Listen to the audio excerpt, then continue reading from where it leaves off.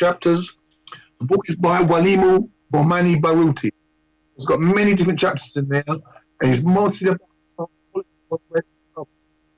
So we're going to continue with chapter lies. I hope everybody's good. Don't forget the Afrocentricity Bookman Show is every between 4 and 6 p.m.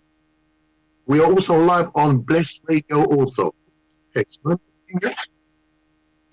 I've got a quote here, and it's an African proverb. It says, "Until lions have historians, tales of the hunt will always glorify the hunter," which I'm sure many are familiar with. So about that, as until the lions have their own story, then the only story you're going to hear is that story of the hunter. So that's what we must really write down, tell everybody our own narrative, our own story. Yeah? Okay. So lies, and more lies. There is a movement underway to Wally Malcolm X into a homosexual. A classic fag, a male who was hero to the gender confused European way, and as that, a model for those among our youth and adults who confused or were confused to their sexual identities. It is gaining strength and attention excuse me, among significant numbers of the population because it is being so widely broadcast as true. We have witnessed many such character assassinations before, and undoubtedly, still we see ourselves as a nation of African people controlling our own instruments of communication, our information about one another. There will be many such attempts by those who want to turn us against ourselves. Surely our story teaches us that these outright lies will be embraced and championed by many of us who are in a deep hatred of themselves. Their Africanity that will assist anyone helping them to destroy us. Excuse me, just turn the page. And themselves. So we have to recognize that these operations, for what they are, acts of psychological warfare. So as I'm sure many of you are aware that really we are constantly, don't realize, but we are constantly subject to psychological attacks. But because it comes out on TV, on the internet, the press, newspapers, we just take it as normal. We don't see the obvious. We think that we think that overt attacks are the only attack, but sometimes there are subliminal attacks. Some go under the radar, and it affects us psychologically. It used to be done for many years. So he's saying here that they are trying to pass off our hero. Malcolm X was one of our heroes as other than what they are. They try to say that Malcolm X was a homosexual. The fact that he had a beautiful wife, Betty, and 4 or 5 children. So let me continue. We have to recognize these operations for what they are, acts of psychological warfare. Neither these false statements nor the debates that rages as a result of them are for European education. They, like the lies of our intellectual inferiority, are designed to convince us of some hidden inner whiteness of those we choose to defy because we were African to the bone, and to convince us of an African origin of homosexuality, so that they will no longer appear as abnormalities. So that they will appear, that they will no longer appear as abnormalities that they innately are. We should be smart enough to recognize that these falsehoods are to be expected. At the same time, we should question what is going on when there's assaults against our spirit are coming, not when they are. As strange as it may sound, though these delusions indicate in fictions of homosexual African manhood are not the problem. We are. We become the problem when we entertain them as something worthy of argument, thereby giving them relevance and possibility. We become the problem. When we expend inordinate amounts of energy working to fight against propaganda we know to be untrue. Energy that could be better spent educating our children about who Mawali Malcolm X truly is, building an independent schools, communities, and enterprises which serve you and our scholars' ancestors. Schools and communities and enterprises which serve his and our warrior scholar ancestors' vision of empowerment and studying and doing what they said and actually did and for and by ourselves. But like children with knowledge of the death lying behind the pale mask of a smiling stranger, we frantically go to and fro from fire to fire, trying to put out and thrown about us by the one of the stranger's crafty, sinister hands, while the other, arsonist's hand, for which we are skillfully distracted, is busy burning our house to the ground right behind us, focusing on what they and their coloured mercenaries are saying versus what we are, what we should be doing in our communities, our nation, and all that will suffer. So while we attend lies that remain meaningless, unless believe, our communities, nations, is only being half built. Our children are only being half educated. Energy is being given to another. The time we could be better spent speaking our story, the youngest, most impressionable minds in our community, so that such nonsense will be irrelevant to our minds before it even touches their ears. Time is of the essence in any revolution. We have no time for idle chat that leads to neglect, and neglect for us to neglect our, especially when the propaganda being debated is about our heroes and sheroes. It systematically destroys our confidence in self, because we are a combination of all those who came. If they are a lie, we are a lie. It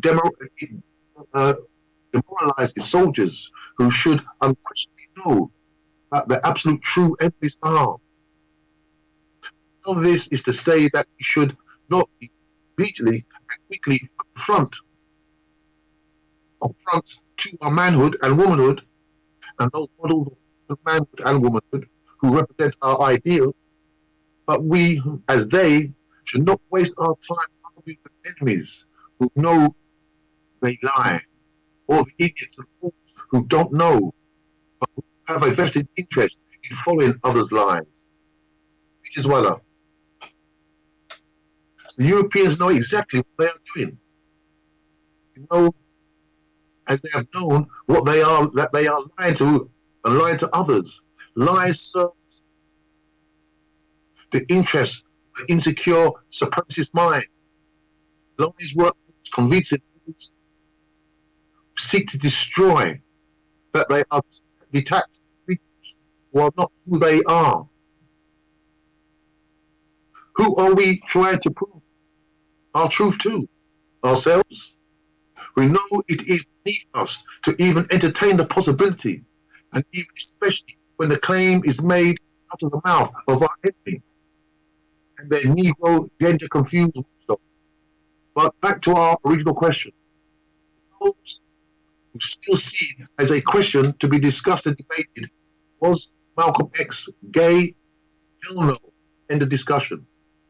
So, saying there, when people drop forces into our community, and then we begin to discuss them, we give them their power. Rather than just putting a full stop there and end it. And then we start to waste our time baiting, these lies, put in our community by others. It's very true that, propaganda must be crushed when it's put against us. However, we shouldn't waste our time on stupid propaganda. It's just to teach ourselves and teach our young the truth about the matter. Okay. So I'm going to continue now. So that was a chapter called Lies, Lies, and real life. So this chapter here is called Gender Confused Voice of African Man. And remember, this is the Afrocentricity Bookman Show. We are in the book called Menticide, and it's by Walidi Omani Baruti. So the next chapter is called Gender Confused Voice of African Manhood. So I've got a long quote here. I've got a quote here by Manu Ampin, who was a scholar, a historian. And the quote says, "It is impossible for the Afrocentric community to begin practicing Ma'atian ethics. There are so many movements, individuals involved in corruption. Much of their behavior is no different than that of the average unprincipled street person. This behavior by many movement individuals must be challenged because each of us and the movement itself is affected by this activity. The individual person and his actions are not separate, cut off from the collective.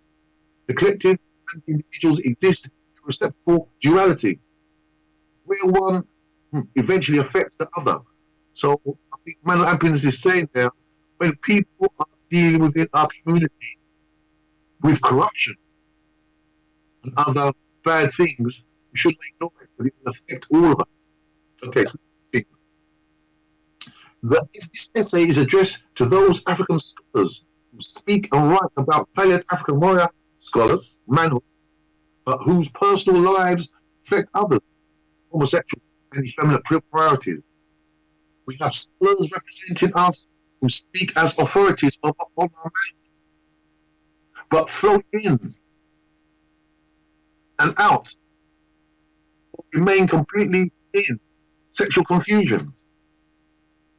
Speaking about maybe people who speak about community, but they're maybe confused about their sexual orientation as African people.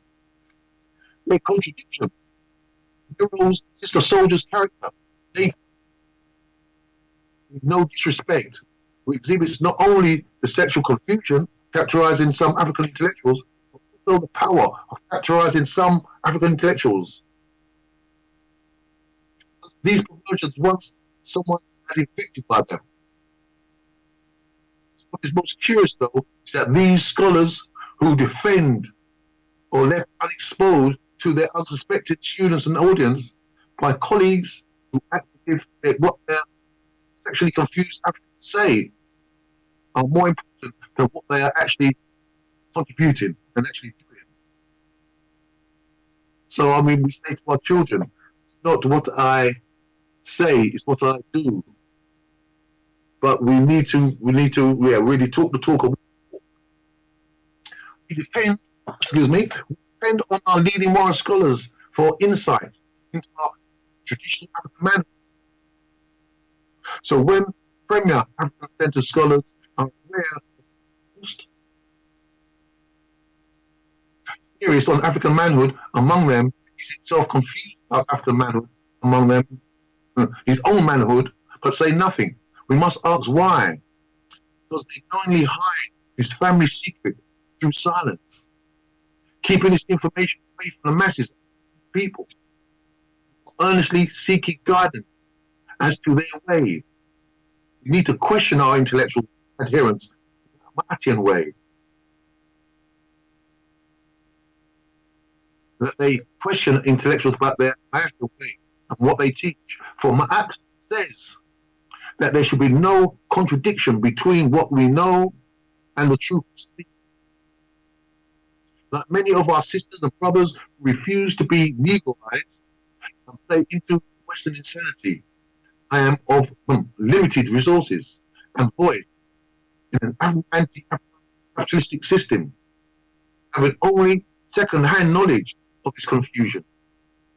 Although from credible sources who know him as a colleague and friend, without support, others who personally have witnessed his male travelling companions, I cannot name him without possibly being sued for damages to his potential profits from his book sales, speaking engagements, and touts to the continent. Talk to the continent, even though I willingly accept any justified criticism of my compromise. It is a recognition of the reality of Western sexual politics. So we deject here. Clearly, he's talking about somebody who he sees within maybe the conscious community who is talking the talk. He doesn't seem to be taking a walk. Obviously, he's compromised maybe with his sexual orientation. And he's saying that people who know about it should say something, because we cannot have people within our community who are not true. You know, we see politicians who say certain things about family values, and then when you find out these politicians got 2 or 3 girlfriends or boyfriends, and all kinds of things happening behind the scenes.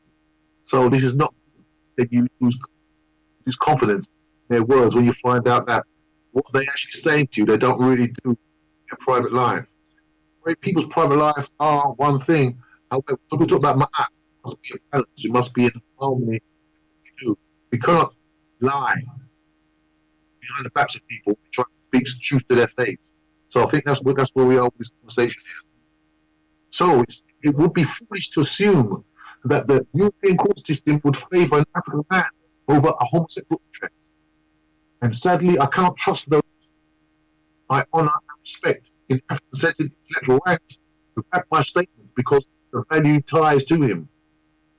So I must find a way to speak about this individual in such a way that the African reader will know who he is and take action. Because to be or to not do so will betray my ancestors. In that effort, I will not compromise.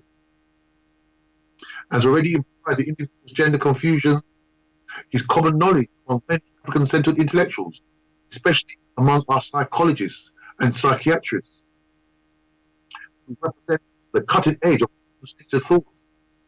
If nothing else, they have witnessed the spokesman for African manhood without being accompanied by just psychology and African studies.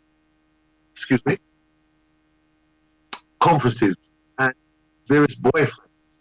However, this behavior is virtually unknown to the thousands of free and especially incarcerated African males who have read and continue to read the thoughts he has taken from his ancestral knowledge. It is not that these analogies that teach about transformation that they can occur over a male's lifetime. The European male fear of African men are not excellent. They are. It is not that his words do not reflect universal truths. They do.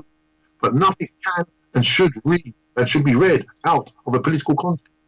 We must always be concerned about impression and needy minds. Africans first in European culture are Messianic oriented. That is oriented towards philosophy.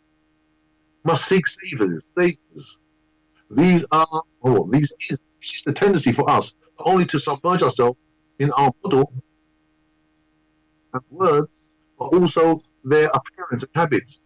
It is a mentality that leads many of us to embrace without question the lifestyle of those whose words we respect. It is a blind loyalty that allows us to avoid work involved in thinking about contradictions between popular scholars' private, and professional lives, allowing the honour one to overflow to honour for the other. It is even more difficult condition for our children to master. It doesn't take an imhotep to see that it is a very difficult for the most desperate and impressionable to accept the message without openly facing all of the messenger. Politically speaking, there is no doubt that knowing about scholars' homosexuality feeds the interest of those male intellectuals who advocate the acceptance of gender confusion. Their African Rights Passage program. The knowledge of this scholar's contradiction is definitely positive for those who are diligently fighting for acceptance of a feminized, homosexualized definition of manhood within our community.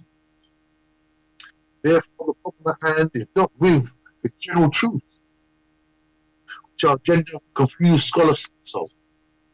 The problem is that these truths are cloaked behind the general assumption among his readers that this interpreter, African man, is a man, not just a male. When writing defining African manhood comes with the understanding of the author's gender confusion. They are read differently. The Politics of James Baldwin, Alan Locke, Jane Ruskin, Langston Hughes, Linda Villarosa, Lorraine Hansberry, County Cullen, Angela Davis, Andre Lord, and Alice Walker become more evident when the homosexuality, bisexuality is known.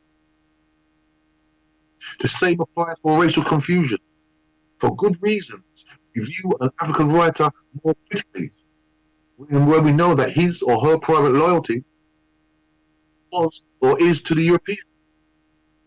African scholars such as Frantz Fanon, Calvin Henson, Chester Hines, C.L.R. James, Elie Mazuri, George Padmore, Leopold Senghor, Maya Angelou, Charles Lee Willie, Richard White, Jim Julius Wilson, Henry Louis Gates, and Derek Bell fall into this racially confused category. We learn to question the politics behind their opinions and conclusions and commentaries, the current state of the future, or current state and future projections of race relations and nation building.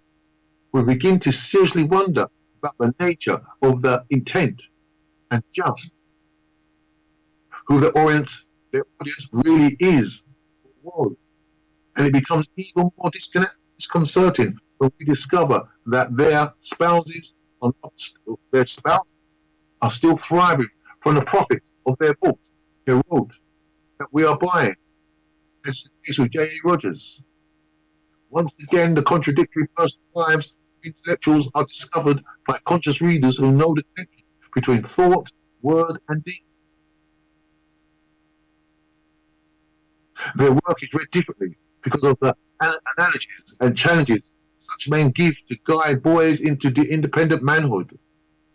Can be seen as no different in vision from the impotent presented by Ayanda Bazant in The Spirit of Man. On this last point, conscious Africans have always been clear. No African man has ever forced the definition of African womanhood for African women.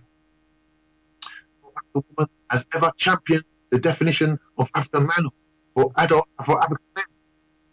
And definitely no gender-confused African male has ever been allowed to manufacture any definition of African manhood for African women or men. So some might say a scholar's sexual orientation is unimportant, irrelevant piece of information. Someone, what do you think about? Greetings, Brian. Yes, good to see you, Brian.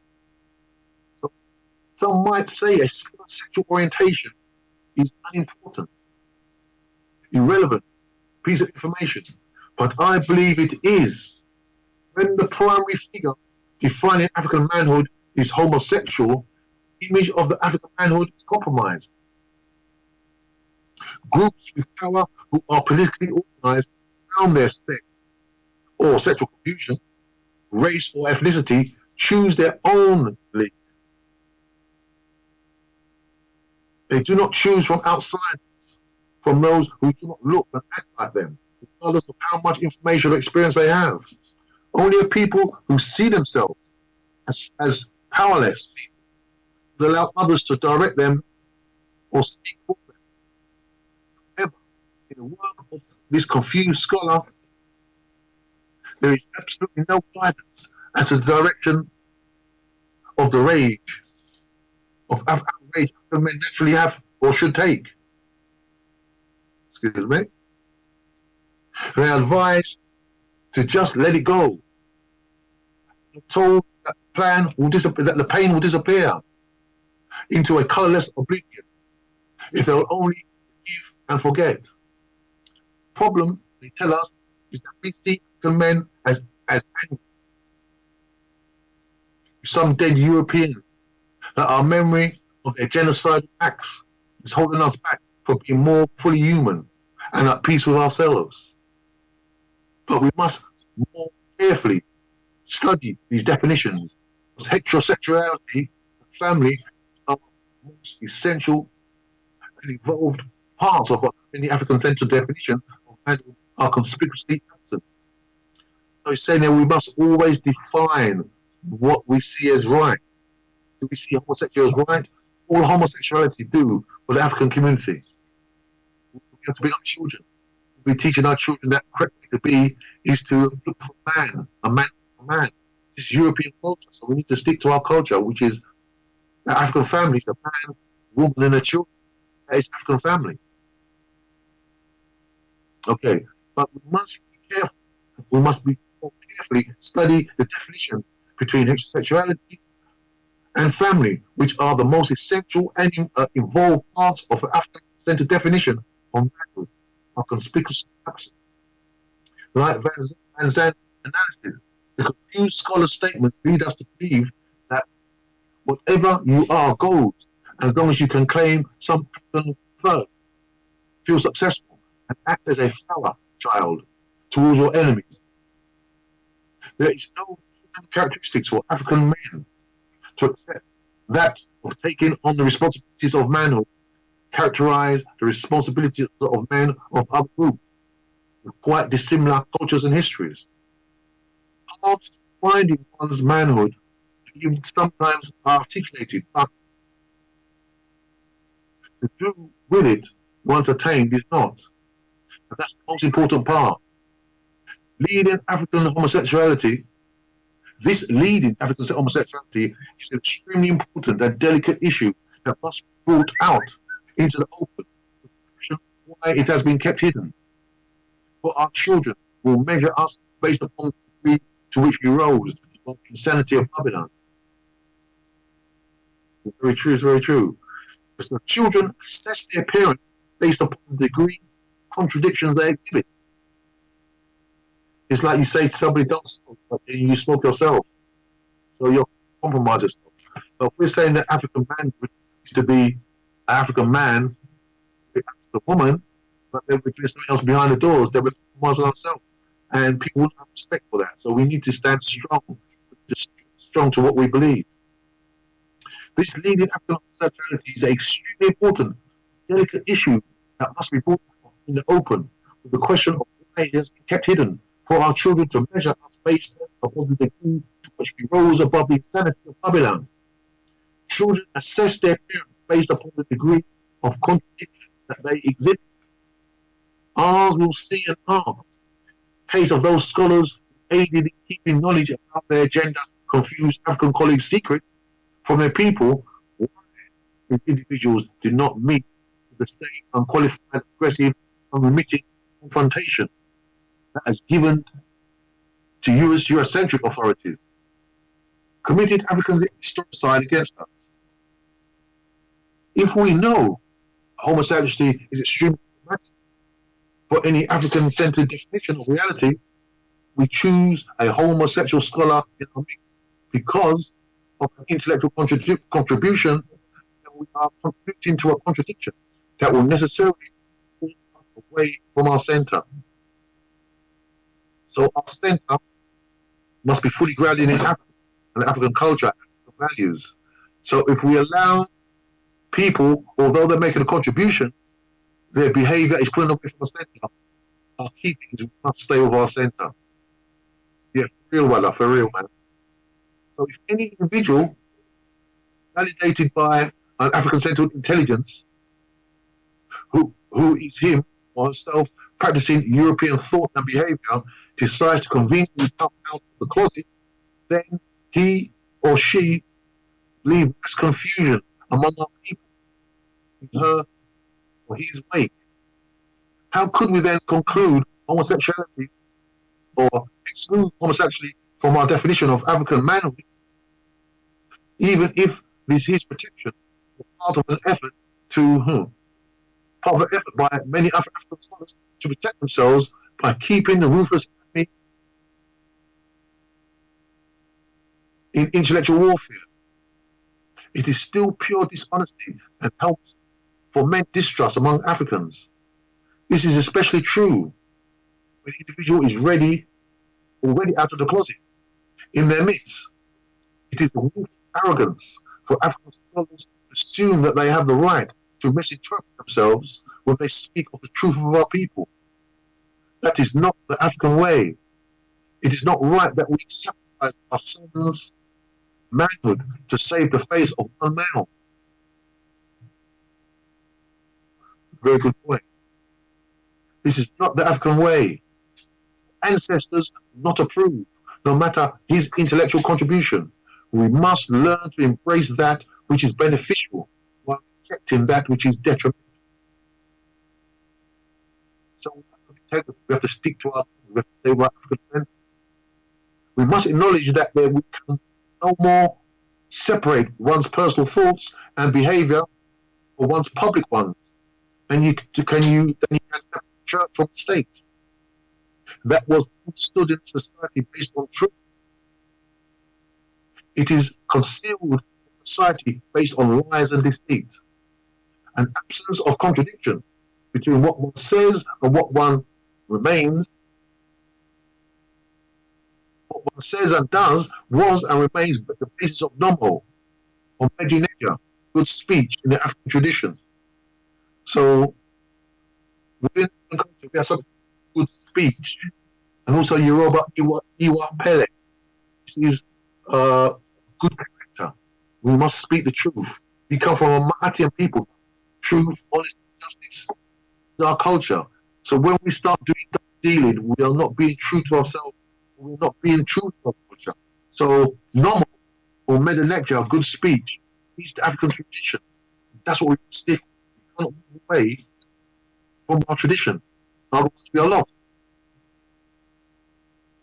It would be foolish and ahistorical to believe that the public and private intent and presentation, as well as the demeanor of any messenger, is of consequence. In our tradition, there was no contradiction between what one said and what one did. The degree of the contradiction between what one publicly states and what one does is a measure of one's character. A Hampate Bar research into the way of ancestors tells us. So Hampate Bar, which must be a scholar, I'm going to do a quote right now. This is the research of the way of our ancestors, and he says, quote, in African tradition, speech, deriving its creative and operative powers from the sacred, is in direct relation to the maintenance of the rupture of harmony in man and the world around him. That is why most traditional oral societies consider lying as an actual moral leprosy. In traditional Africa, the man who breaks his word kills his civil, religious, and occult person. Oh, let me repeat that. In traditional Africa, the man who breaks his word kills his civil, religious, and occult person. He cuts himself off from himself and from society. Better for him to die than to go on living, both for himself and for his family. When a man thinks one thing and says another, he cuts himself off from himself. He breaks the sacred unity, reflection of cosmic unity, creating this and in around him. So let me repeat that one more time. In African tradition, speech derived from its creative operative power and from the sacred is in a direct relation to the maintenance of the rupture of harmony in man and the world about him. That is why most traditional oral societies consider lying as an actual moral leprosy, a moral sickness. In traditional Africa, the man who breaks his word kills his civil religious person. He cuts himself off from himself and from society. Better for him to die than to go on living, both for himself and for his family. When a man thinks one thing and says another, he cuts himself off from himself. He breaks the sacred unity, the reflection of cosmic unity, creating discord in and around him. So that's deep. So to not speak the truth was to say a lie. In the mind of a true African, today is no different. So we say truth. I know it's not easy. Nobody can be perfect. but we have to try to be proactive. Yeah, greetings, Gabba. Yeah, nice to see you. So we have to try to speak truth. We know it's impossible to speak truth 100% of the time, but we have to try to speak truth. If we act on a lying level, we can have no unity at all with our ancestors, with our family, with our community. We have no ancestor. We have no greetings, mate. Greetings, nice to see you. Nero? Yeah, one love, Nero. Yeah. So we must speak truth. Yeah, remember we come from cultures which dealt with ma'at. Ma'at is a principle of truth, harmony, righteousness, rightness, balance, yeah, harmony, integrity, doing the right thing. So when we move away from that, then things are not good. When we move away from that, it's not good at all. Okay? Must speak the truth. I know Francis Cress Wells says that we should not lie, we should not gossip about people, we should not talk about people. We need to get away from all this negative stuff which weakens our community. We must get hold of everybody. We must be true to ourselves and true to our culture. Our culture is the greatest thing. Remember, our culture is our immune system. Our culture is our university. We must keep forward of our culture. Europeans or any enemy people attack the culture first. The first thing but once you destroy people's culture, then that people will accept any culture. Let me just do 1 minute.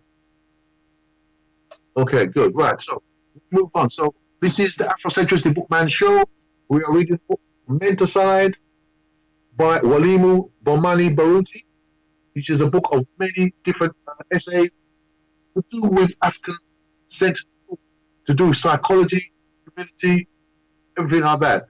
And he doesn't mix his words. He only speaks about truth. He speaks about things that sometimes we like to sweep under the carpet. And he's saying that when you sweep things under the carpet, you're going to come, you think it'll come up, and you're going to tear a hole what we're trying to build. So if something's there, even though it may not be nice to speak about, we say that we need to flush it out. Sometimes you don't do it in public. Sometimes you might need to do it behind closed doors. But we need to flush things out. So when we come back public up front, we took care of the things which were traumatic to us behind doors. Yeah, so it doesn't mean that you wash all the dirty laundry in public, but you need to take care of things. Yeah. Okay. So the next chapter is called High Treason. Remember, this is the Afrocentricity Bookman Show. Every Sunday between 4 and 6 p.m. we read the best books and we do it from our African eyes. Yeah, and we do a bit of analysis. Yeah. Please, if you've got any comments, please type your comments here, and I'll try and cover them. So the next chapter is called High Treason. I've got some quotes here. To represent people or the community is to compromise the future of the community.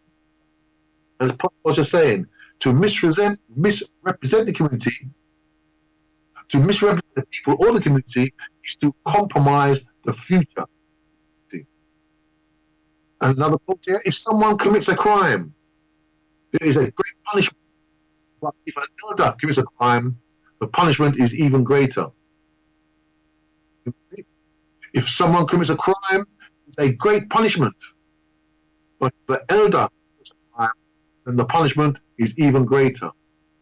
So it shows you that the power or the respect that elders have. When elders lie or commit crime, it even has a bigger impact on the society or the community. And another quote here, if it's no longer feasible to take the course, the time reform, however progressive, is past. I repeat, it is no longer feasible to take a middle course. Time for reform, however progressive, is past. And that's by Kwame Nkrumah. So we think wrong. Okay, so High Treason, this chapter. It is said that confession is good for the soul. And indeed, confession to true friends can be quite liberating. Yet it has become less comfortable to confide potentially self-sabotaging secrets to others in a world where since the beginning of the destruction of our people, anti-African Africans have diligently worked from within our circles and sacred spaces to corrupt and compromise us for the love of others. So it's clearly saying here, we need to be aware of people amongst us who are working for outsiders, who are working amongst us to destroy us. It has necessarily made us overly guarded of our thoughts and feelings, still in revealing some of our most thoughts about revolution. Those who we think are like us, who are African like us, often come to find that we are not alone in this critical battle against cultural vampires who steal spirit to give themselves the illusion of life. Excuse me a minute.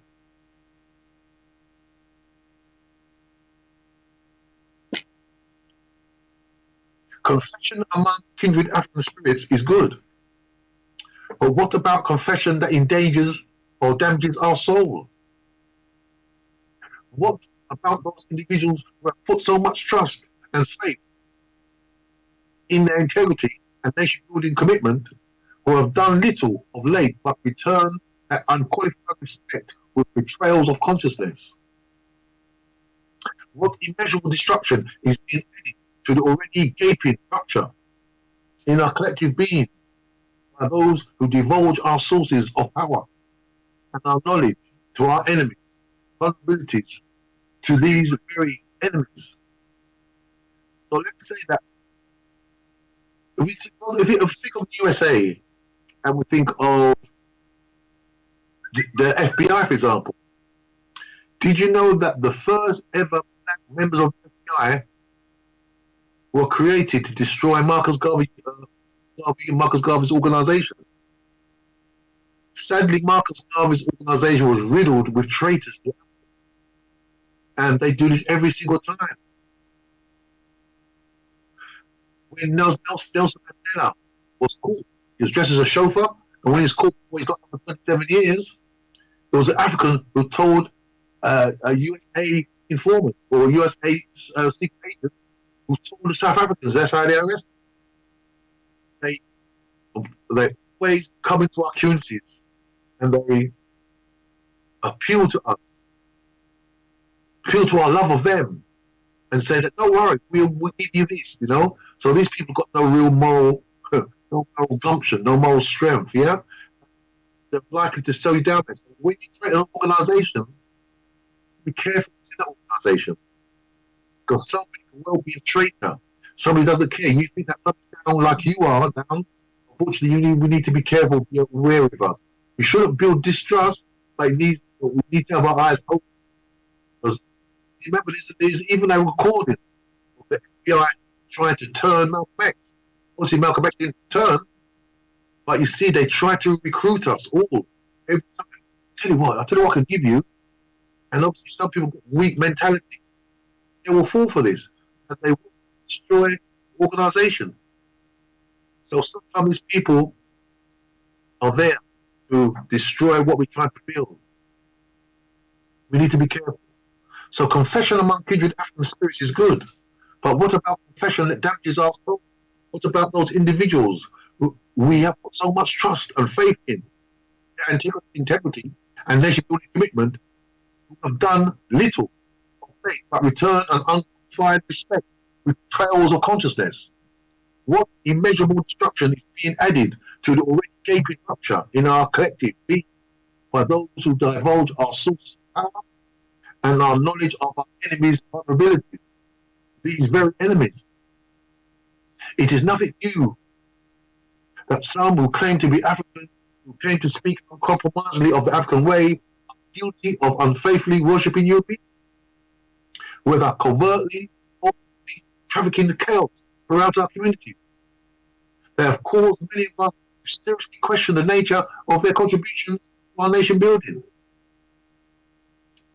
They have long been traitors in our midst, but most have not been surprised, little more than was expected of them. Most have not caused us deep, wrenching pain. However, the number who render Ascari's destruction to people is increasing rapidly. In part, this is occurring because of a vanguard has not been created, cultivated, and nurtured to fulfill the vision led by the now aging war warriors of the Black Power movement. So we say that we should look back to the integrity of the Black Power movement, those who were down for Africans, and create a new vanguard to take the baton from them and run with that baton. And eventually we'll hand the baton on to the next generation. So we always need a strong vanguard who are true to themselves, true to duty, and who speak truth to power. Partly, though, we are witnessing a burnout of vision of those warriors, who are now in their 40s and over. These determined, unfortunate African men and women have gallantly carried on the draining battle against our enemies alone because they lost most of their peers as potential warriors to the trinkets and positions, powerless positions that spilled over into our from the West now faded 1960s and 1970s economic boom. A sizable number of the newest group of revolutionaries, each month, crossover artists are those who assume leadership positions in the Black Power movement, and they are now some of our most elders. One of the more painful examples of African thinkers' reversal in revolutionary cultural politics is Aki R. Malibuti, a renowned writer and educator of the Black Power movement. He is a very important example of what his pivotal involvement in our last major revolutionary awakening in the reveling world in the Western world cultural wasteland. His then dissections of European insanity, our genocide and the genocide others have unleashed upon us remain unplayed. Our consciousness was elevated through his stinging poetical indictments of Europeans and their culture. He did this in a carefully selected collections of edited stories and poems and essays in Black Books Bulletin and black books like From Planet to Planet, The Clash of Races, and especially Black Men, which are excellent books.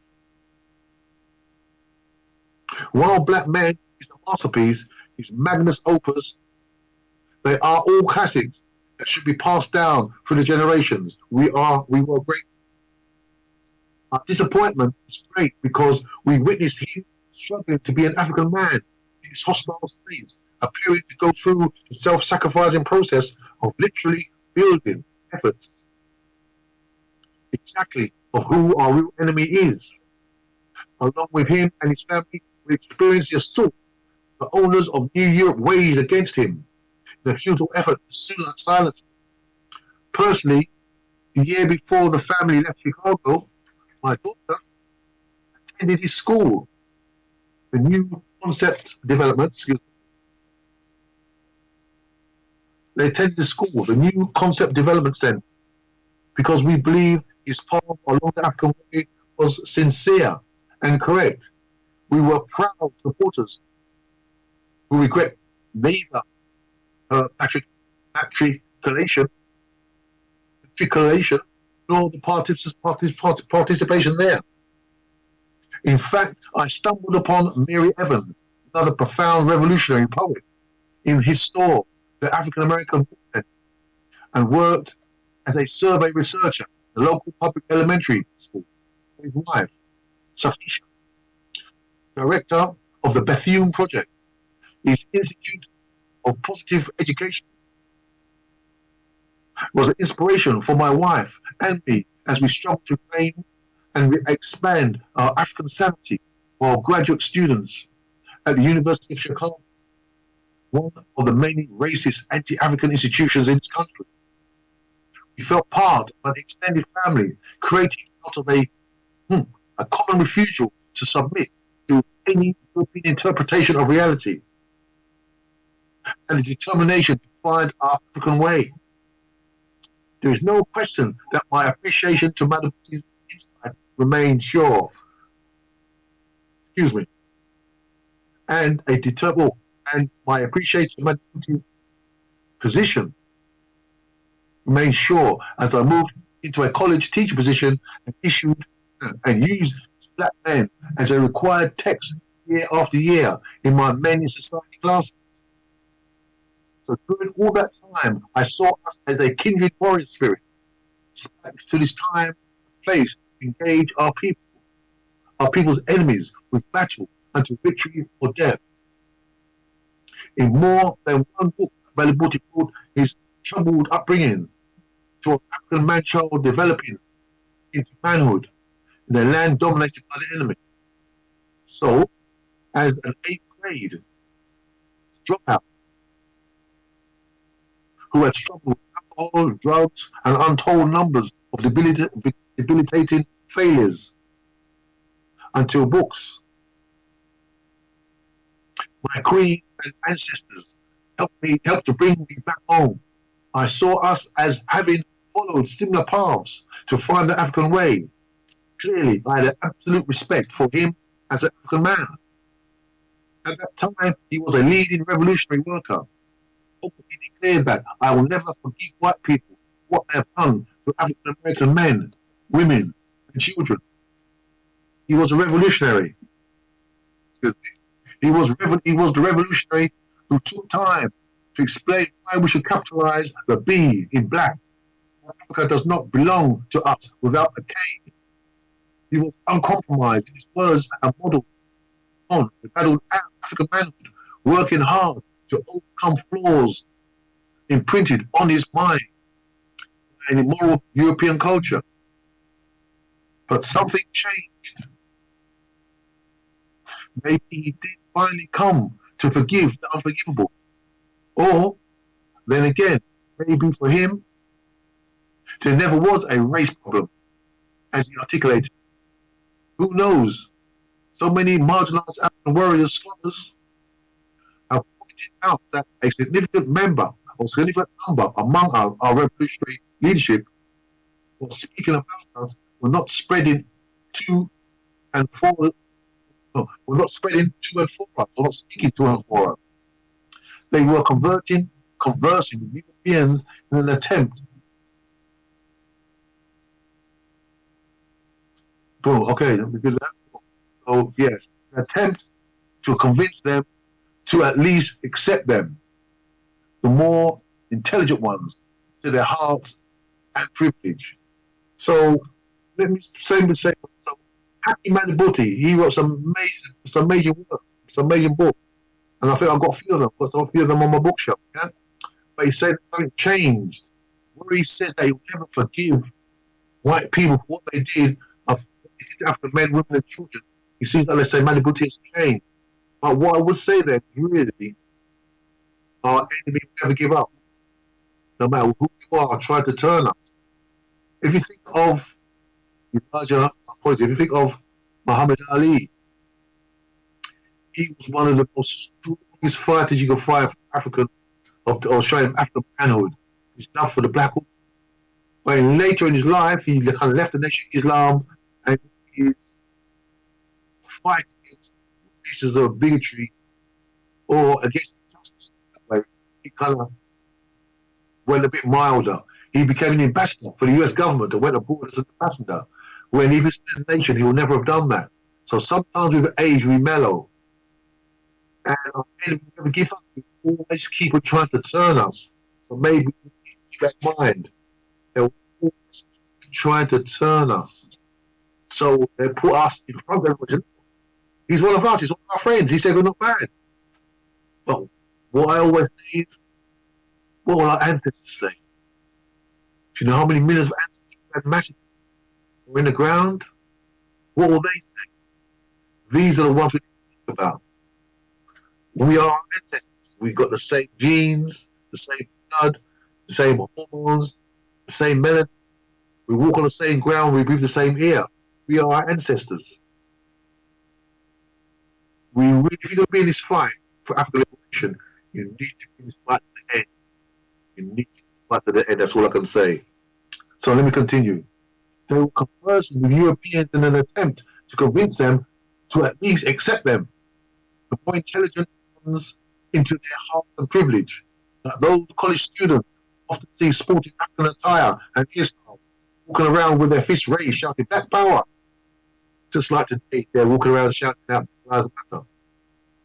get their money, but nothing of substance, but honing their political skills in order to be better prepared than they even openly aspiring Negroes to assume powerless token appointments upon graduation. Many of these 1960s revolutionaries thought nothing but the eventual integration of themselves and their children. But regardless of what intent lay in their heart, something has dramatically changed in his politics. As evidence I noticed of his coming out of the closet of compromise is in the 1994 publication, Claiming Earth, excluding one poem entitled White People Are People Too, from Malabuti. That's kind of strange, because that would not be speakers. It continued in his tradition of critiquing the Western mind and its unrelenting offences against them. However, that poem by itself reduced the rest of the book to insignificant. Curious disappointment turned to disbelieving shock as many of us tried to fathom why Haki Manaputi, of all people, would write a poem, that went to great length to express and define, express and defend European humanity. It seemed an apology for his earlier criticism, his earlier just criticism of the historic and ongoing aggression of European. We still wonder why any true African warrior scholar apologized for truth. In White People Are People Too, he asked the mute question of, are crimes transferable? As if Europeans have stopped being themselves with the latest generation simply because they have changed the image for a kinder, gentler evil. Our intellectuals should be astute enough to grasp the truism that a lie is nothing but a liar to tell. A lie is nothing for a lie to tell. Yet he continues confusion by asking, are crimes inherited by sons and daughters? A question we have already answered again and again and again to the effect. The highly visible and violent acts or inhumane acts of war now dead European committed against our ancestors. All this are the legacy of white supremacy's contemporary, seemingly more peaceful benefactors. In fact, each one of them is a carrier of destruction. No less than those who are the culmination of today's Europeans must also be held fully accountable for their privilege and racial arrogance.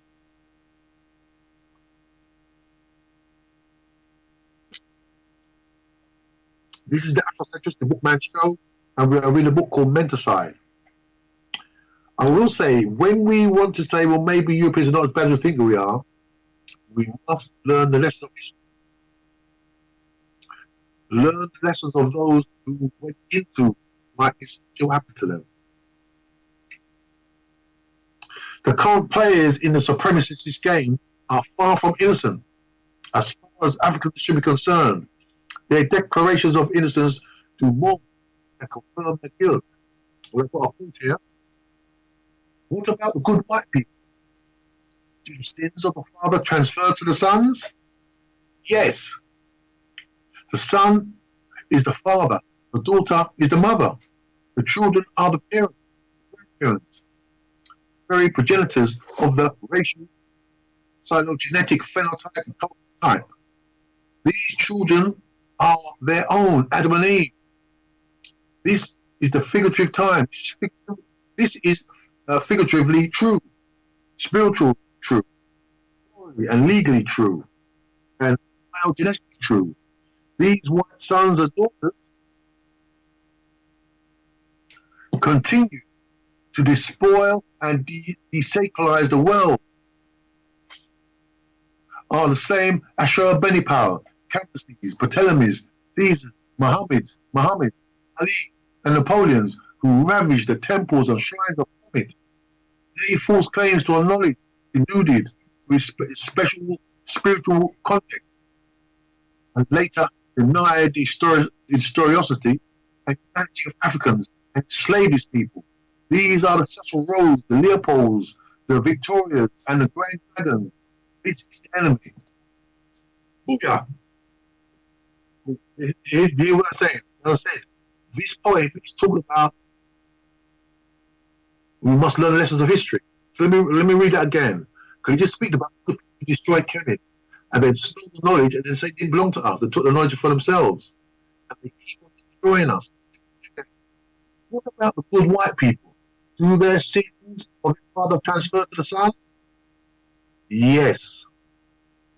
The sons is the father. The daughter is the mother. The children are the parents and the grandparents. The very projectors of the racial, phylogenetic, phenotypic, cultural type. These children are their own Adams and Eves. Adam and Eves. That is spiritually true, morally and legally true, and biogenetically.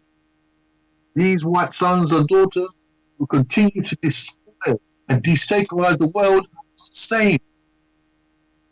Asher Birmingham, ancient Syria, Campuses, Ptolemies, Caesars, Muhammad Ali's and Napoleons, who ravaged the temples and shrines of Kemet. They false claims to the knowledge denuded of its spiritual context, and later denied historic history and humanity, and enslaved its people. These are the Cecil Rhodes, the Leopold, the Victorias, and Grand Dragons. This is the enemy. Or, stated differently, systems do not exist apart from individuals. They are indeed the creations and expressions of men and women. Therefore, despite the pain it often causes, black scholars must not stop with systems when they identify the enemy. For there is no escape that all these white people who support, uphold, and acquiesce in, and push back to believe in, these systems are the enemy. It really makes little difference whether such people fervently grasp this American way of death out of fear of freedom, or coolly consent because of cynical referral to believe that fundamental change towards a renewed humanity is possible. Whatever the reason, they fit the identification. So let me try and put this in the context of what's happening today. I'm watching like CNN. The CNN said, oh, things are really changing and we're going to do this and we're going to do that, we're going to do that. People are working in the background to ensure that all the systems in place are strengthened. I am telling you, we think that they're going to change laws and police can't do chokeholds and we're going to change this law, that this. I've said to you before during this show that judge a people by the institution. The institutions are still in place. You cannot reform those institutions. The institutions have to be destroyed and rebuilt built by new people. You cannot reform. Could a gas chamber be reformed? Or do you need to destroy the gas chamber? Could the enslavement of African people, which killed over 100 million African people, can enslavement be reformed? Do we need to destroy slavery? You cannot reform these things. In the USA, changes are great. Changes are good. And these people are on the street saying that we're not going to stop until it really changes. But I'm telling you, you can't think an oppressor is going to change the institution of oppressor. It will form bits and pieces of it, but will the institution change? Maybe what Africans need to do is change their mind to be African people and build their own communities, build their own strength. Back to Africa. Because when you go to Africa now, you can build anything you want. But in the minds of Africans, wherever we are, under the influence of Western the education system still afraid of Africa. So many don't want to go there. But that is probably the best place for us. Why? Because it's ours and we can build stuff there. But I'm telling you, in the USA, change is good, but the institutions reflect the people who created them. People say that the judicial system, the criminal justice system, is broken. It's not exactly how it's supposed to be. That's the people, the founding fathers, that's how they created it to work. It can only be destroyed and rebuilt. You cannot reform such a system. It's impossible. So I could think, this is the Afrocentric Bookman Show. Yep, we did it after 5 o'clock, so we'll go about 15 minutes ago with the show, yeah? We are reading a book called Menticide. Moreover, it is easy to admit guilt when you dominate the ideological framework, out of which those you nearly destroy think, when there will be no effectively meaningful repercussions, and often praise for your newfound humanity now, as we, the living Africans, are the culmination of our ancestors. Europeans too are the culmination of their ancestors. They, as we are, carry the physical, cultural, historical, and spiritual genes, all those came before them. Not to overlook the destruction brought by the Arabs. Because some of us maybe think kindly about Arabs because maybe they've got kind of brown skins. But to us, we are insane. We do not see them as just as Europeans. They've done exactly the same thing. You Arabs, Europeans, Asians are of the same stock. What would I say? Check history. Check history. Emmanuel, greetings, and Emmanuel, nice to see you. We need to check history. We need to understand. These people are the same. Let me just read that last bit there again. As we live in Africa, are the culmination of our ancestors. Europeans too are the culmination of their ancestors. They, as we, carry the physical, cultural, historical, and spiritual genes of all those who came before them. So Europeans today carry the physical, cultural, historical, and spiritual genes of their ancestors.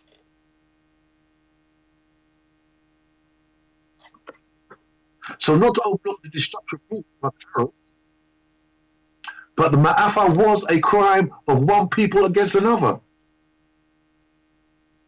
One nation in a genocidal war against another nation. And there is no statute of limitations on the murder or attempted or otherwise of one people and their culture or another people and their culture. No one wants to forget except Negroes and lost souls who do not yet refuse to see. Moreover, who are these peaceful, repentant European sons and daughters? Why sons and daughters? Of why should their activities even be of concern to us? To date, European repentance has been no more than a political tactic employed only for the purpose of gaining a better foothold on other nations. On other nations. Historically, it has only been used with the expectation of later inflicting a more intensive oppression against the exploitation of those foolish enough to, again, fall for their smiling faces.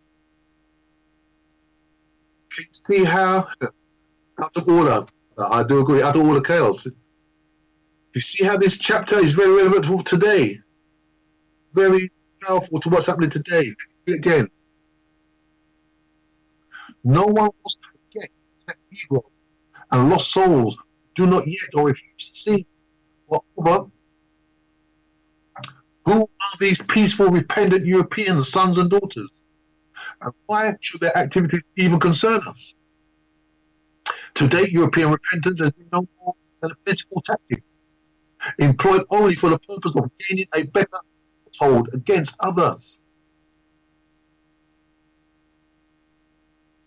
Historically, it has only been used with the expectation of our of later inflicting a more intensive oppression against an exploitation of those foolish enough to fall for their smiling faces. So why has it become so important for us to waste time lauding their self-serving, self-preserving acts of educating their own? As a people, we owe us so much. As a people, they owe us so much more than reconciliation, i.e., learning how to get along, since it has never been a problem, and reparations. It is only reasonable to ask, why is our energy being wasted on ways of use our energy to strengthen ourselves, build strong communities? Just as this is just another example of how many African writers of the 1960s were not writing to us. They were writing to others, seeking the love, intellectual validation, enemies they secretly admired. We still at war. Warriors who clearly understand this do not retire to seek and deter and prove does not seduce them.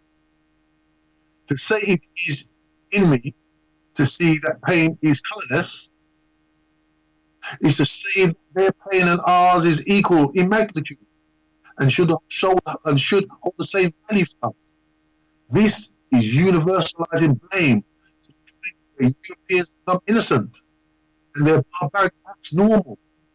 This is a Negro's philosophy which allows individualized Africans to be singly focused on personal healing or to remain so emotionally tied to the human condition that all intergroup analysis become counterproductive when measuring the difference.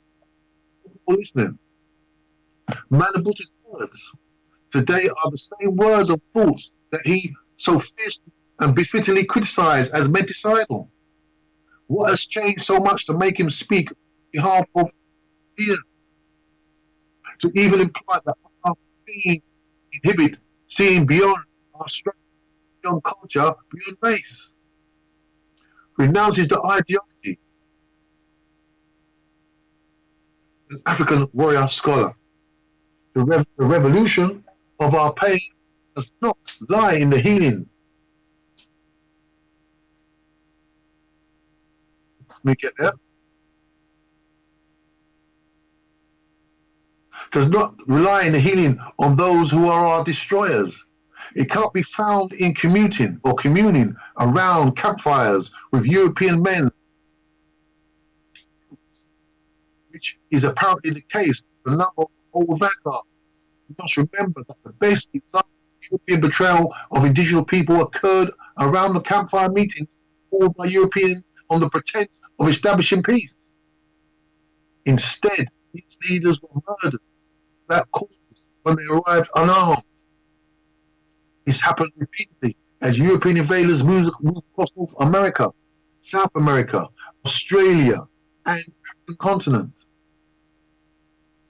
There is an undeniable pattern of malicious deceit and violent, aggressive conquest, lest we forget. It is written, it is within the love, respect and honor of our traditions and ancestors and a living knowledge of our enemies that struggle, culture, and race define us. What just came to my mind, people, is that, can you remember about the French, Senegalese fighters who fought for France? Kaoun, greetings, yeah, one love. The Senegalese fighters, they fought for France in the Second World War. But they was promised certain payment, and France was not going to give them the payment they promised them.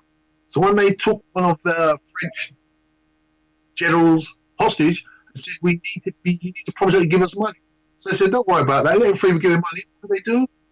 They came in the crack of dawn with guns and bombs, and they set fire. They let loose with their bullets on where the Senegalese people were. Massacred hundreds of them.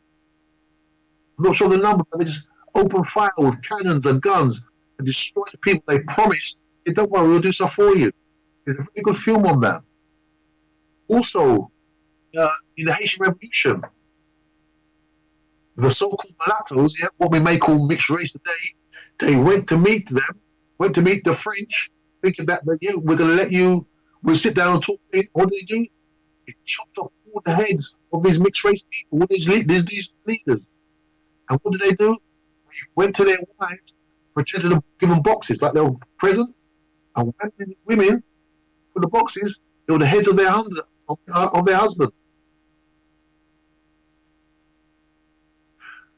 Toussaint, he went to meet the French, thinking that he could speak with them, and they kidnapped him, talking about the France, where he died of starvation in a prison, a icy cold prison. We must learn the evidence of history. When people sit down and talk to us, look what happened to our ancestors. We must learn from this. Okay, let me continue. So, we must remember that the best example of European betrayal of indigenous people occurred around campfire meetings called by Europeans on the pretense of establishing peace. Instead, these leaders were murdered without cause when they arrived unarmed. This happened peacefully as European invaders moved across the North America, South America, Australia, and the African continent. There is undeniable patterns of malicious deceit and violent aggressive conquest. Lest we forget, it is within the love, respect, and honor of our traditions and ancestors, and a living knowledge of our enemies that struggle, culture, and race define us. Madibuti's change in position continues with an even greater intensity with his latest tough notes, a healing call for created exceptional black men. With it comes no question. The African focus is clearly gone, washed in an inevitable sense of multicultural superiority that leaves Africans equal to everyone else. The K in Africa has gone. In whatever way, by whatever means, it's fallen for the mental idea of a new humanity by way of the Europeans. He is no longer anything revolutionary in his stance. He is no longer able to outrun those young Africans who test their strength and vitality on aging warrior scholars who claim to be progressively revolutionary. One cannot help but ponder whether senility or a forgetful compassion comes with age.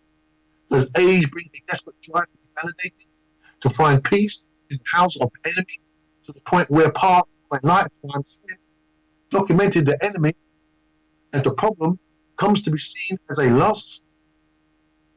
Is this in the minds of how we honor our determined, uncompromising lifetime struggle for Africans and the likes of John G. Jackson, George G.M. James, Drusilla D. Houston, and John Henry Clark?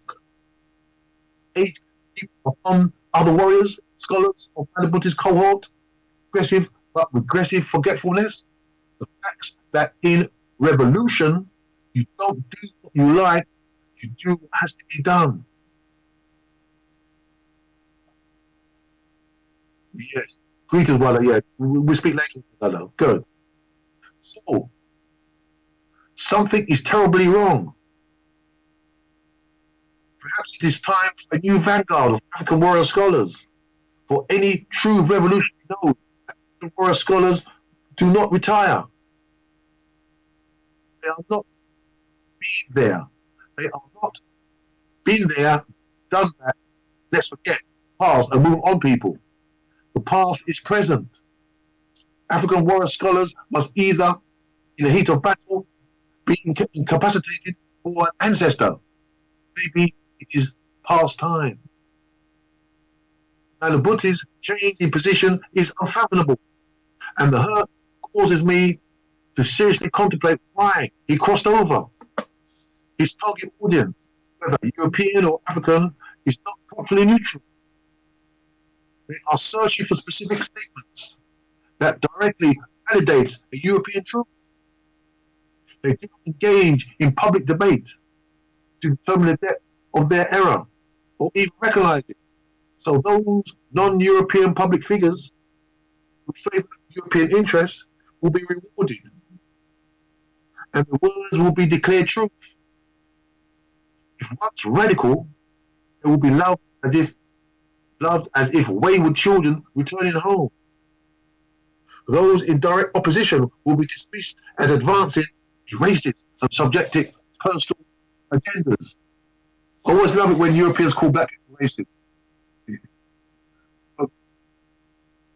I thought, as you all know, racism comes with power. So the judge in this country can be racist because he's got the power to influence your life, make racism influence your life. My racism, which I don't have, I can't do I can't lock people in for long sentences, so I can't be racist. Yeah, I need that power to inform, to use my hate and influence my hate, project my hate onto other people. That is racism. Yeah, okay. So in this respect, Anabuti is no different than Walidoma Sam. And I agree. Yeah, I think Wadado, remember Walidoma Sam, he wrote it was I can't think of the name. Book will come to my mind, yeah? But Malidoma Sam, when he came here, he was African priest, and he came here he was African culture. But when people start to go to his meetings begin to be full of white people. And the Africans were saying, well, why? I thought he came here to teach Africans. He said, no, I'm here to teach everybody. Yeah? So Malidoma Sam, someone from whom we can gather valuable insight into our traditions from reading what others wrote for others, who sees his life's mission as an emissary of the European. Regardless of basic motivation, their self-interpretive vocation has come to make Europeans comfortable in their ill-gotten and privileges, because history shows that there is only one thing that can force Europeans to change: not conversation, not prayer. Surrendering our battle plans for warriorhood to our enemies, and for redefining our enemies as friends in need of our compassion, is no less fatal or treasonous than turning over the spiritual framework of our ancestors. Was it of fire? Water over fire? Yeah? I think it's Malidoma Sam, of fire and water, or of water and fire. And he came and thought, oh, great, man, this man's bringing us to a true, he was sent by his elders to teach the spirituality. So when he came here, we thought, great, man, we can learn our stuff. And I went to Malidoma Sam, his function, really great. But before you know it, he says, I'm not here to teach Africans, I'm here to teach everybody. So yet, who are oppressing us, was in the same meeting with Malidoma Sam. So we believe that his way was to teach Europeans African spirituality. Move on. So, both betray a mentality that sees the cultural wisdom of Africa that can be fitted into the European way as nothing more than something salvageable, a dying place, people and time. Some, too, willfully surrenders to them, even more of our ancestors' knowledge and forgiveness. We disrespect Bobby E. Wright when we hope and conspire to bend Europeans into humanity. Whatever humanity they may possess is irrelevant to our discussion. That Sam's work is the financial genius of a progressive European man. Is also directly related to his success. Being called to heal another people's cold, when your own people are dying from double pneumonia, indicative confusion that comes from believing that helping the source of your problem, helping the source, problem somehow release you from the illness. Did you hear that? Of water and spirit. Good thanks, yeah. Malidoma Sam of water and spirit. And when he came, it was so powerful when he came. But then, before you know it, now, he thought his job was to teach Europeans, not Africans.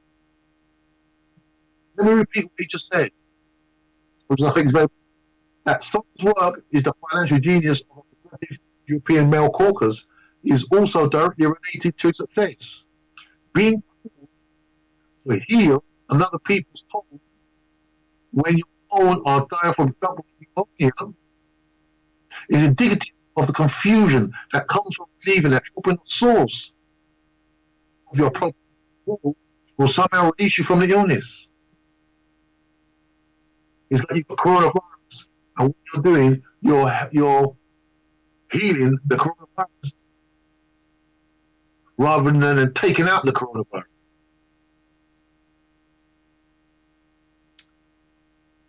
But as Nana John Clark simply captures for many of us who see an historical habit of deceit and manipulation on the European in all areas of social interaction and control,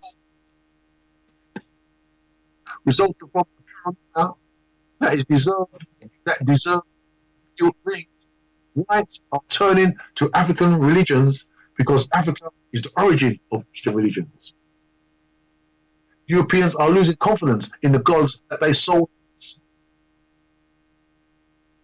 As with everything else, they study African spirituality in order to uncover and steal its power, giving them leads to any of the substance of our spirituality is like giving a criminal your house keys. They do it with us as their Greek ancestors. They study it so they can eventually claim themselves as the originators and masters and use it like that to destroy us. Although I respect my elders as much, if not more than the next African, I cannot be silent on the issue of the serious contradictions that can be found among a number of our intellectual leadership of our community. And it is more than simply they are contradictions, that their contradictions are un-African. They are anti-African. They work towards our eventual destruction through our assimilation into whiteness, or outright removal from the planet, whether now or in the near future. These contradictions, as they did with integration-oriented leadership after enslavement, official demise, and in the first half of the 20th century, will naturally create the condition for our eventual deeper and more profound revolutionary spirit and action among the youth and older populations.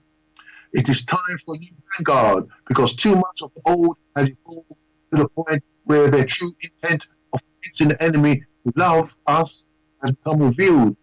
Behavior that is not so much different from that which undermined the vanguard which preceded them, and they critiqued to the point where they were able to supplant them as the African leadership. Sometimes the enemy is within our people, in conscious or in unconscious confusion of its intelligentsia. Most times, revolutions are developed in the minds of those who do not think they already know. Regardless of what any newly formed vanguard will eventually bring to our family struggle to subvert the progressively counter-revolutionary thought and behavior of too many of the elders, and one is too many, but must immediately begin to recognize that something is dreadfully wrong here and now. Of course, some of us are already quite wrong, are already quite aware of the problem. We know that a dangerous contradiction exists between what some African intellectuals do and what should be expected of them, given their knowledge of our traditions. We should find at the ideological apex of any nation the least contradiction in their character of those who claim to know and practice of that people as an example of masses to follow. We know serious contradictions in some of our most esteemed warrior scholars, yet seem powerless to do anything about it until the masses know and reject the holders of these contradictions. Until we recognize there is no more separation of believers' public and private lives, as there is of church and state. Fortunately, these individuals are those in their ranks and around them who protect and are protected by them, and who financially benefit from them and with them, control of coveted power of redefining or defining the African reality within the European empire. And that's the last we need to do. Only Africans can redefine reality in relation to African history, culture, values, and our interest. You cannot define our reality within the context of Europe. That's how they got power over us in the first place. We need to learn the lessons of history. So nonetheless, we have no choice. The ancestors call. We must take a stand and not continue to fuel the downward spiral that is dragging us deep into the mouth of the colorless, spiritualless, Asili, nice people. If an African-centered liberation movement is to be successful, excuse me, it must rescue the collective African mind and soul from the clutches of the Eurocentric and non-African ideology. Such a movement must organize itself for a struggle to the death against the continuing internalization of self-defeating, self-destructive ideas by African people. It must unite these people around the ideology of Afrocentrism and inculcate within their breasts life-saving, life-giving, liberating African-centered consciousness and identity. Let me repeat that. It must unite people around the ideology of Afrocentrism and inculcate in their breasts a life-saving, life-giving, and liberating African-centered consciousness and identity. It must incite the people to a new self-knowledge, to the discovery and development of creative, operative strategies, social relations, arrangements, new values and visions within which to break asunder forever the shackles of white supremacy.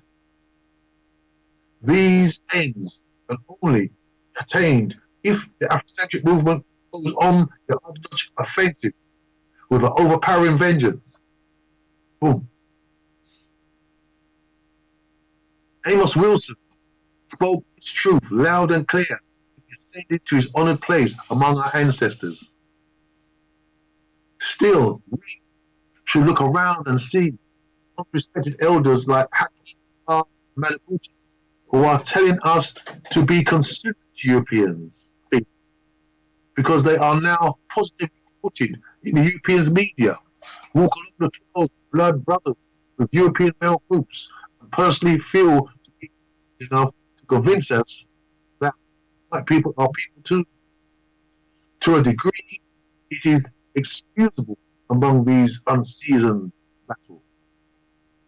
But we have experienced elders whose contradictions reduce them to much less than their African self.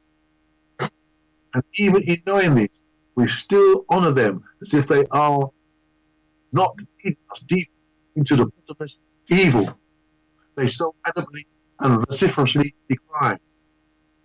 It is a cultural disgrace. Our ancestors must be ashamed, and we should be enraged. Our children need better examples in Africa from us, models that are not treasonous contradiction.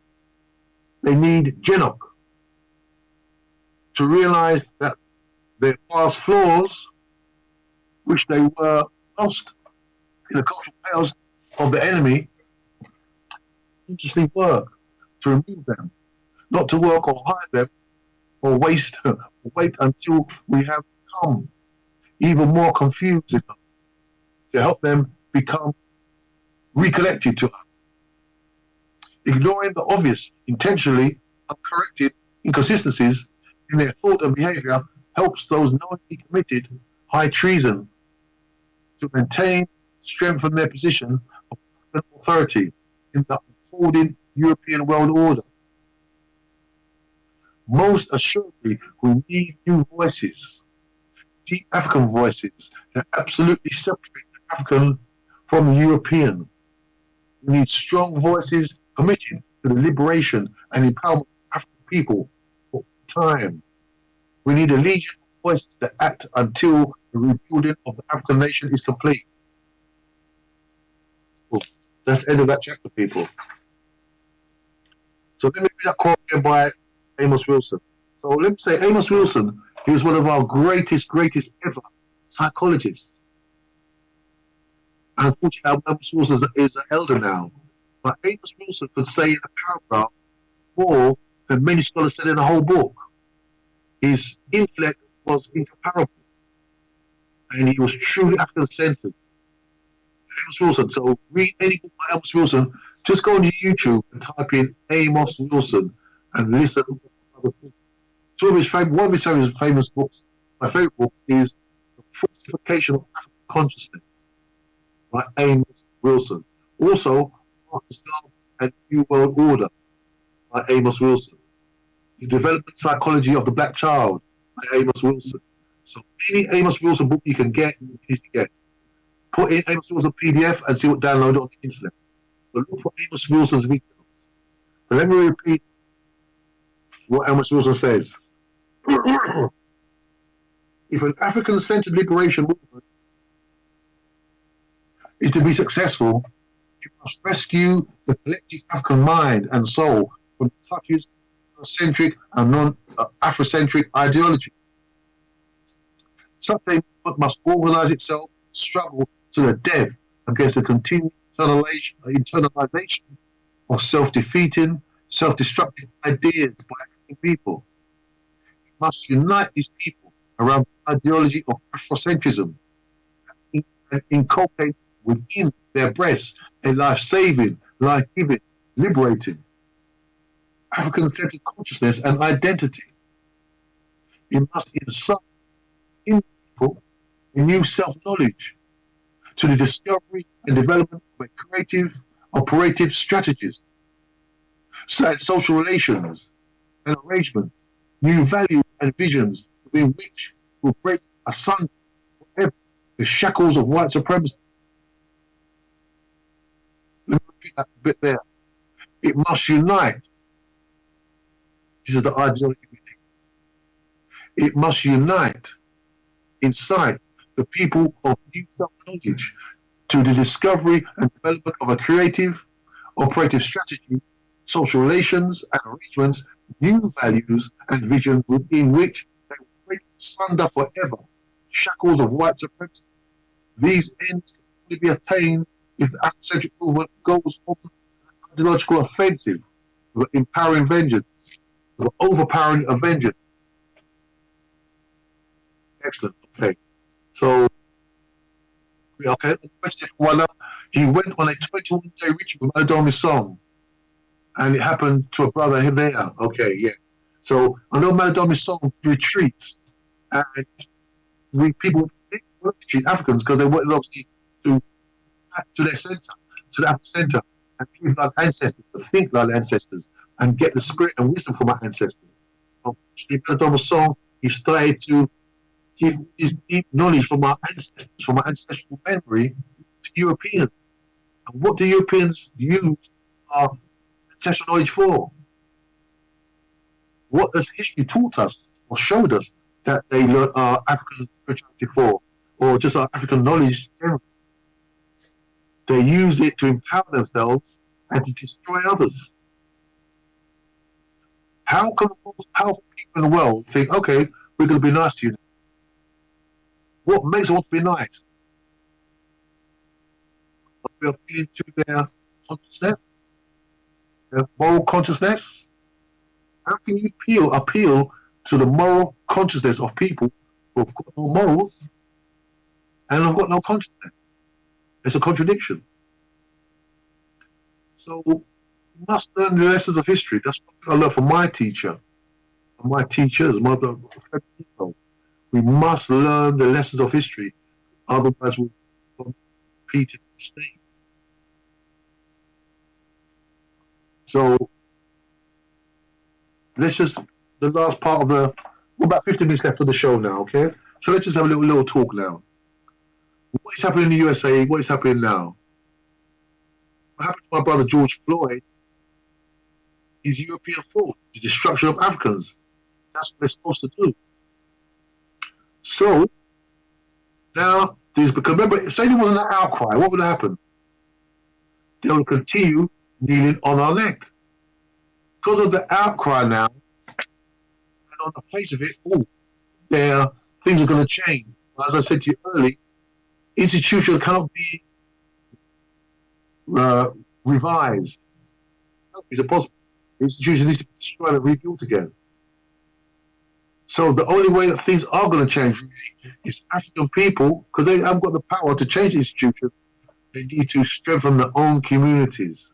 So they are inoculated from the outer vicious world.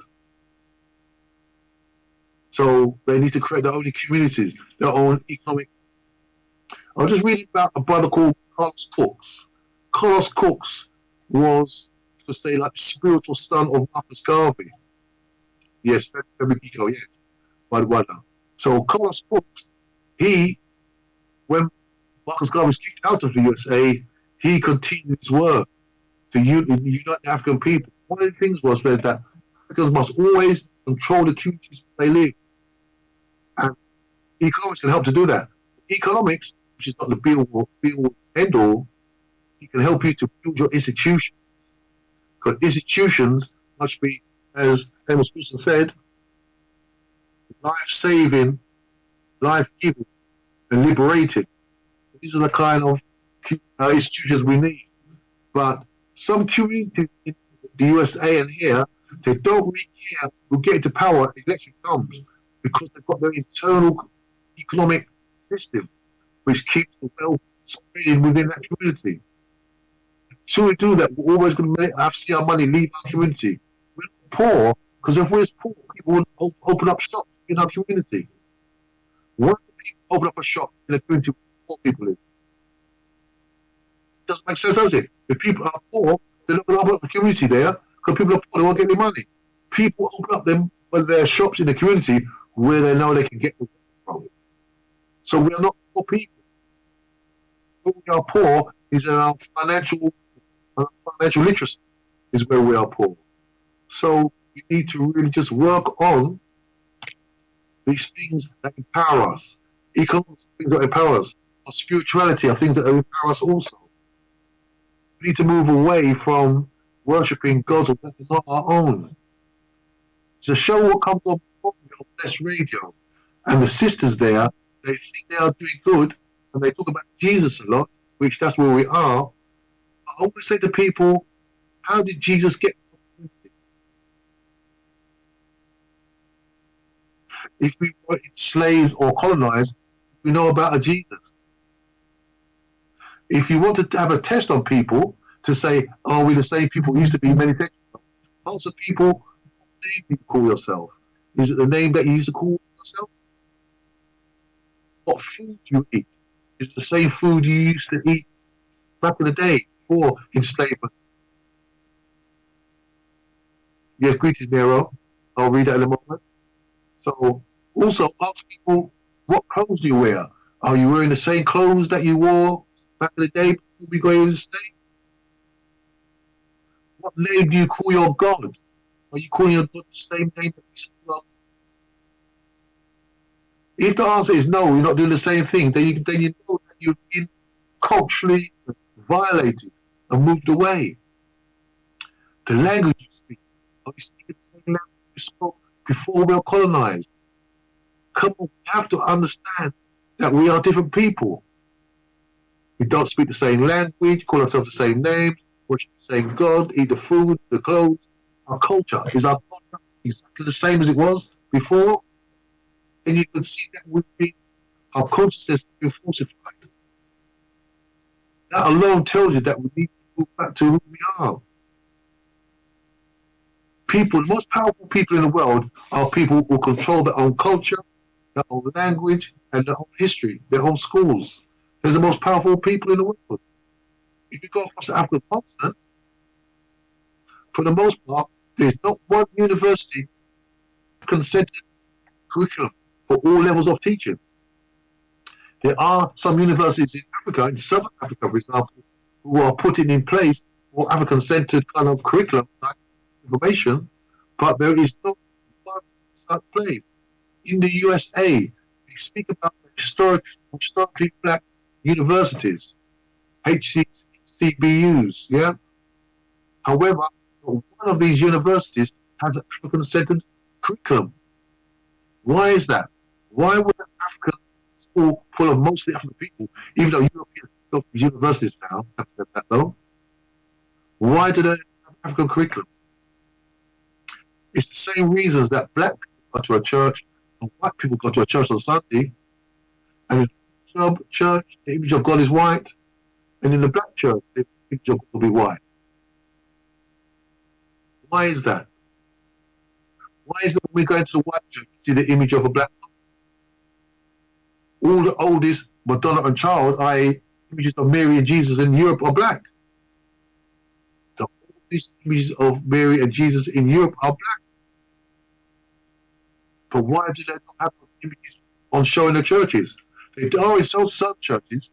In Poland, there's a black Madonna and child, who the Pope Paul, every time he went to Poland, particularly to that shrine, in the Pope's private chapel, that Madonna child on the wall the Madonna child on the wall, Mary and Jesus, are also black, but they're hidden from sight. But if we go to a church and our images of the divine are not in our image, what does that do to our minds? When the churches, the black churches every Sunday, the money they receive in the collection plates, millions, literally millions. On Monday morning, they deposit that white bank. Why would they put the money into the white banks? Because the image of God is not black. When your image of God looks like you, you'll do things of your own choosing. And when your God doesn't like you, the chances are you're choosing on what the image of God looks like. So we put our money into these banks, but when black people go to these banks, they won't lend us money. So the church, the money from the wealth created by these black churches in the USA goes to loans which are given to white people so they can strengthen themselves in society.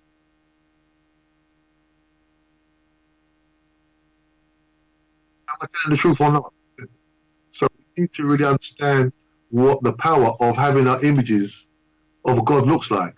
But as I just said, because we speak a different language, our names, our image of God are different, that means that our culture is different.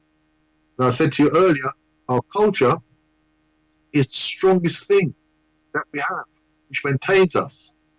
Our culture tells us how we define the world, our worldview, what is good, what is bad, what is evil, what is good looking, what is beautiful. This is what culture does. It tells us our relationship to our mother and our father and to our children, our relationships to each other. So as Amos Wilson said, we need to develop new values, new systems, which strengthen us. As you know, the Kwanzaa, those are some of Kwanzaa. They've got 7 values. These to incorporate that into our culture. In 1966, Dr. Malala Krenga created Kwanzaa because he saw that there was a problem of culture, a cultural crisis with the African Americans.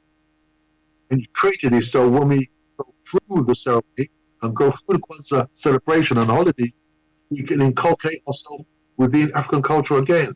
As he traveled around the African continent and he picked for values, and he picked the 7 values which he saw was popular or a major part of every African culture he studied. And that's why I use those those cultural elements there. But actually, we don't practice it 24/7 within our culture or within our everyday movements.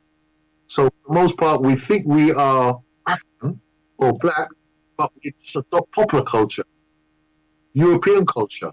And in fact, we shy away from many things which are African as well. So our center is African. Asian people, God looks like them. and they do things which is the benefit of Asians. Europeans, their God generally looks like them, and they do things which is good for Europe.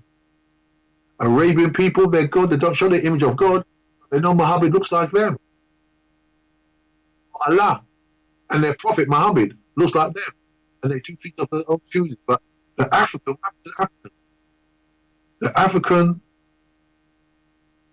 was under a race war. From the 15th century, Europeans came there and started to make us laugh at our names, laugh at our skin, laugh at our culture, laugh at our image of God. And that was the worst one. We laugh at the image of God. So when we adopt all these things, non-African things, we move away from our culture. The Japanese, let me tell you a little story about the Japanese. The Japanese Christians went to Japan, and Europeans, Portuguese, I think in particular, started to Christianize the people's minds. What those Japanese Christians did was they started to destroy their old ancient Japanese shrines. And when the Japanese people saw what was happening, that they was building a fifth column, as they call it, basically they're building a column of enemies within their society, they ran out and banned all these Christian priests. And they took all their Japanese Christians, took them to their temples, the Japanese temples, to reintroduce them back to their culture. And the ones that would not go back to their culture, the Japanese killed them. They saw the physical effects that inculcating people from foreign culture did to the society. And that's why Japan has one God. And let me tell you, if you go into the deep, into the temple in Japan, God is black, by the way. Japanese hate black people because their prime ministers, the politicians will tell you how stupid black people are. But if you go into the most sacred shrine, right into the center of the shrine, not the picture you see outside, you go into the deepest part of their shrine in Tokyo, God is black, by the way. Okay. However, they saw what was happening in Christianity, that these people were bringing a philosophy which made certain people, their own people, enemies of the state. They just run out the Europeans, run out the priests, and they took their people to the temples to indoctrinate them again. You're Japanese, and this is your God. And the ones who wouldn't listen, but Africa, because we love people so much, did not realize what was happening. We allowed them to come in, indoctrinate us slowly but surely with this God of love, this God of peace, while they were slaughtering us. How could it be a God of peace? It's like Islam. Islam will say, yes, Islam is a religion of peace, and I don't doubt it is, but that's just a book. What about the people? How was Islam introduced into Africa? What did the people do? People had a sword up. They said, "You're going to become a Muslim, I'm going to bring the sword down on you, and I'll either kill you or make you a slave." That is how Islam was introduced into Africa. Just read the writings of their own scholars. So they did this. So if I'm a Muslim now, my name's now Muhammad. When I pray to God, I have to read in Arabic. That's the correct way to read Islam. If I want to pray to God, I look to the east. I'm looking towards Arabia. If I want to go to the holy shrine, again, I go to Arabia. So what does it tell you? The way to read about God is in Arabic. My name must be Arabic. I must look to Arabia. I must go to Arabia. What does that tell you? It's a brilliant system. Brilliant systems. If you're an Arab, but I'm an African. Why would I want to go to the most sacred land I could think of and go to Arabia and I'm an African? What happened to my land under my feet from in Africa? Isn't that the most sacred land? The land of my ancestors. Isn't that the most sacred land? It just shows you that these religions that we think are neutral are culturally destroying. They saw that and they got rid of all the Christians. Remember, even in Nigeria, European priests come from Australia. So they had a plan of destroy the one Africa. Why would a Australian priest Africa, they love black people, but they slaughter the Aborigines in Australia? If you want to see how people think of other people outside the nation, look how they treat those people of those outside nations within their nation. So if you think they love Africa, look how they treat Africans in America. My brother George Floyd, they needed an outcry. So seeing it on video, I think, oh, maybe we better do something. So if you want to know USA or Britain or these nations, think about these foreign nations, see how what do they think about the Caribbean? Look what happened in the Windrush. You know what they think about Jamaica, St. Lucia. Anyway, this is the Bookman Show. I'll read that Menticide. Next week, Sunday, we'll continue reading this book. As you can see, this is a powerful book. It makes us think. It makes us have discussions, yeah? So we'll speak. We will finish on, continue reading the book next week. Have a great week, yeah? This is Brother Jegna, Afrocentrist Bookman Show. I'm tuning out. One love, yeah? You be safe this week. And I'll see you again next week, yeah?